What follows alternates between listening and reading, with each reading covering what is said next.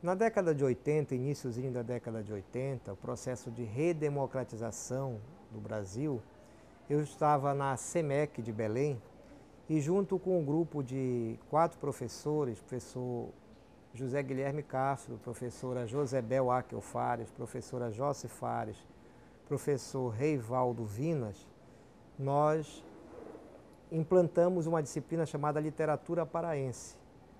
E essa disciplina ficou encarregada de criar um livro didático e criou-se texto e pretexto.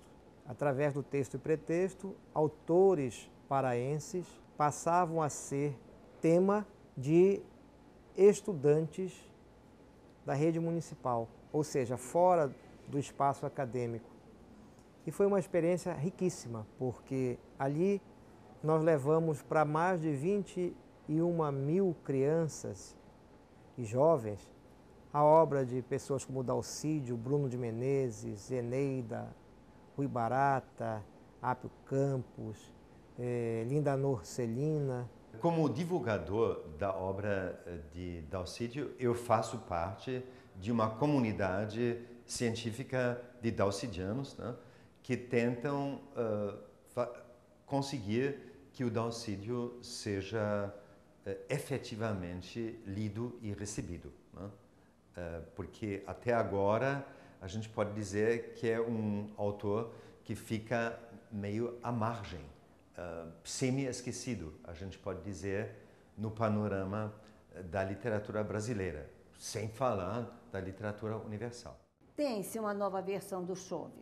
Foi publicado recentemente pela editora Sete Letras do Rio de Janeiro. Essa nova versão do Chove, que inclusive eu faço a apresentação, eu chamo Dalcídio Reescreve o Chove, porque ele fez alteração em 95% do livro. E para melhor, evidentemente. Ele diminuiu o número de capítulos, fundiu capítulos, acrescentou palavras, tirou palavras, mudou 3 títulos de capítulos e também mudou o nome de personagem. A única coisa que não mudou foi o Carocínio de Tucumã. Ele continua aparecendo na primeira página, e rolando, rolando, rolando, e está na última página. Atualmente, eu estou fazendo uma adaptação cênica de um romance do Dalcídio Jurandir chamado Os Habitantes. Eu estou fazendo essa adaptação cênica com um grupo de professores e alunos do bairro da Terra Firme. Então, como 5 dos 10 romances amazônicos do Dalcídio se passam na periferia de Belém, eu achei que era o caso fazer o contato com essas obras através de pessoas que moram na periferia. A gente poderia dizer o seguinte, para o Dalcídio, não se trata só de falar sobre os habitantes da periferia de Belém, mas com eles e fazer com que eles tomem a palavra.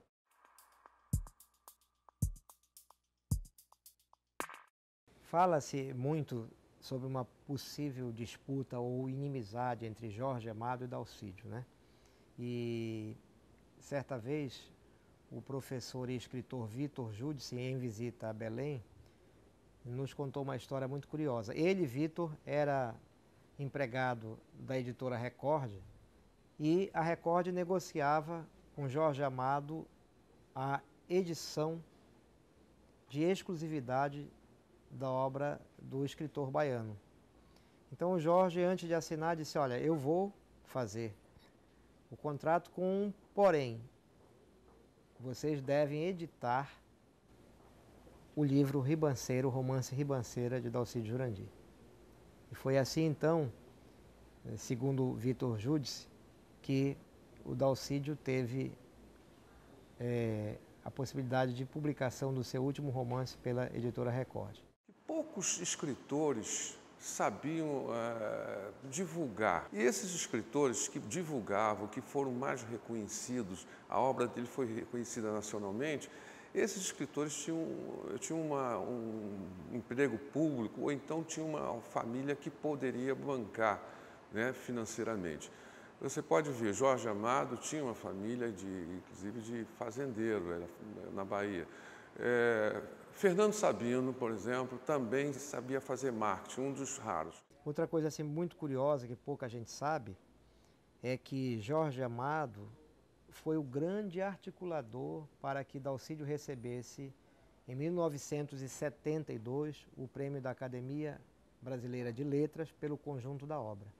Foi ele quem articulou com seus pares, pedindo o voto e mostrando da importância de premiar um escritor coerente, um escritor disciplinado, um escritor fascinante como Dalcídio Jurandir. Viver de literatura dentro do país como o nosso, que pouco se lê, muito menos naquela época, de analfabetismo muito maior, a dificuldade dele era muito maior. Então ele resolveu, o jornalismo foi talvez a maneira dele sobreviver. O Dalcídio jornalista era um jornalista atento para os problemas sociais e mais com direcionamento político, do partido dele.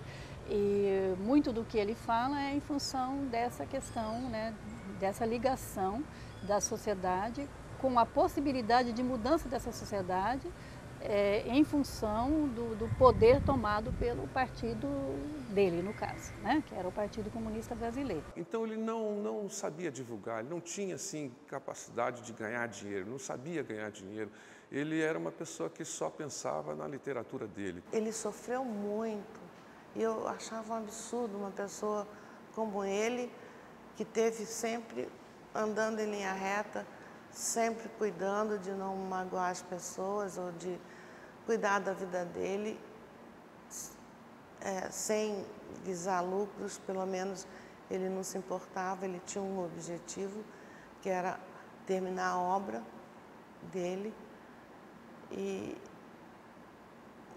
usava roupa que os outros davam, amigos, ele não se preocupava, todo o dinheiro que ele tinha ele dava para nós, para minha mãe. É uma obrigação não só da Amazônia, mas do próprio Brasil recuperar, reeditar e redistribuir Dalcídio para todas as gerações de todas as regiões do Brasil. Porque sem a literatura de Dalcídio Jurandir, sem a literatura, entre aspas, amazônica de Dalcídio Jurandir, o Brasil certamente ficará muito mais pobre.